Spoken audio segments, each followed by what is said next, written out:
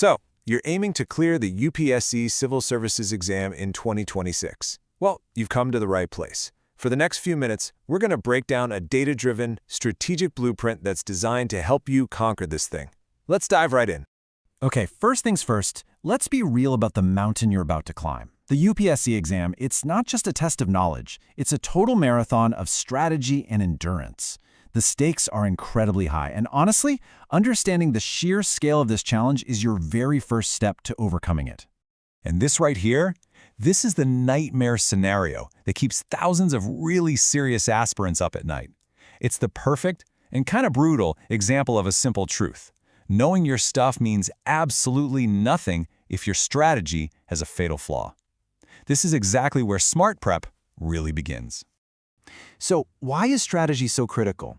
Well, look at this number. For 2026, we're talking about just 933 announced vacancies.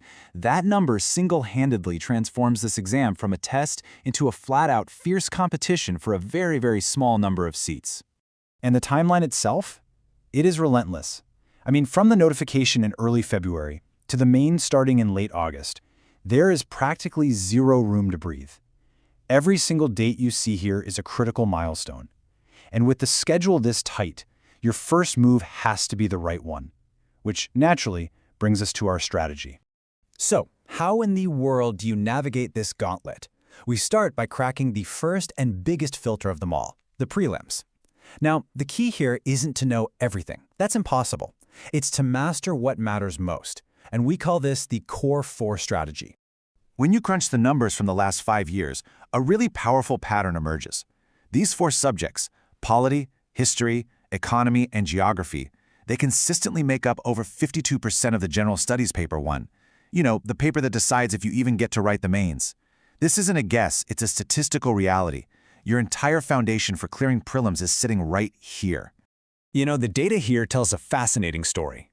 Just look at the stability in the core 4 subjects, year after year. Pretty consistent, right? Now compare that to a subject like environment. It's important for sure, but its weightage is way more volatile, swinging from 22 questions one year all the way down to 10 the next. The lesson is crystal clear. You build your house on the rock of the core 4.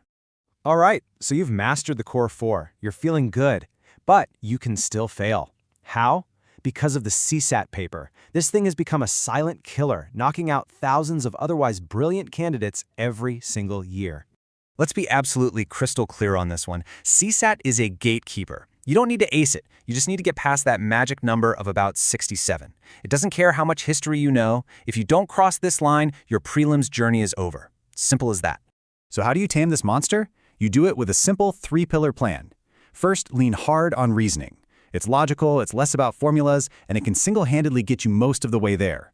Second, be really strategic with comprehension. It can be a huge time trap, so don't get bogged down. And third, when it comes to quant, be a sniper, not a machine gunner. And for those of you who don't come from an engineering background, listen up, this is for you. You do not need to master all of mathematics.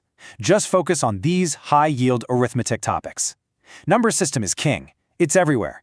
And you have to live by the 2-minute rule. If a question is taking you any longer than that, your ego is your biggest enemy. Skip it. Move on. Okay, let's talk about those moments in the exam hall. You know the ones. The moments where your direct knowledge just runs out. This is where the toppers create their edge. This is where they go from just working hard to working smart. So picture this. You're staring at a question, and you just don't know the answer for sure. What do? Well, you don't panic. You deploy a toolkit of logical deduction and what we call intelligent elimination. So here's how you do it. First, you learn to spot extreme words, like all or only. They are almost always red flags in a world full of nuance. You also got to watch out for definitions that are flipped backwards. That's a classic UPSC trap. And on the flip side, you want to favor statements that use words of possibility, like can or may. Look, these aren't wild guesses. They're calculated probabilities. So you've cleared the prelims. Amazing. But now the game changes completely. In the mains, pretty much everyone is working from the same books. The real question is, how do you make your answers stand out from that massive crowd? It all comes down to one thing, really: value addition. This is what separates someone with a top rank from someone who just misses the cut. You have to lift your answers from being generic, textbook responses to being these policy-informed, specialist-level analyses. And how do you do that? Simple. You quote the authorities. So when you're writing about agriculture, instead of a generic point, you mention the Ashok Dalwai Committee. Instantly, you sound like you know the policy landscape. When you're discussing governance, citing the second ARC report adds so much weight and credibility. This is how you show expertise. Data is just as powerful. I mean, just stating that agriculture employs 45% of our workforce, but only contributes 15% to GDP. That one sentence instantly highlights the massive structural issues of underemployment and low productivity. You've just proven to the examiner that you can think analytically. Okay, let's bring it all home. We've talked about the prelims filter, we've tackled the CSAT monster, and we've run through the mains marathon. So here it is, the final blueprint for your mission.